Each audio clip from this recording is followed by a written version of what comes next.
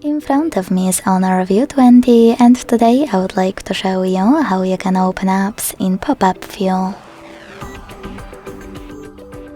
Begin by selecting an app to use in this view and clicking on this square at the bottom left corner if you are using Trick's navigation to access chosen app in the background. Following that, click on this icon at the top right corner of it. As you can see, now I can use my app in this little window. To scale it, hold one of its bottom corners and drag it. After finding a perfect size, let go. If you want to turn it into a bubble, click on this icon of a line at the top left corner.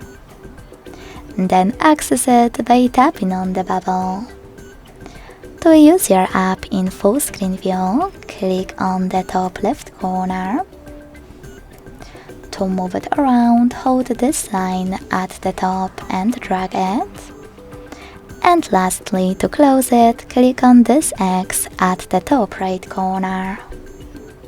Thanks so much for watching. If you enjoyed this video, don't forget to leave a like, comment and subscribe. Bye!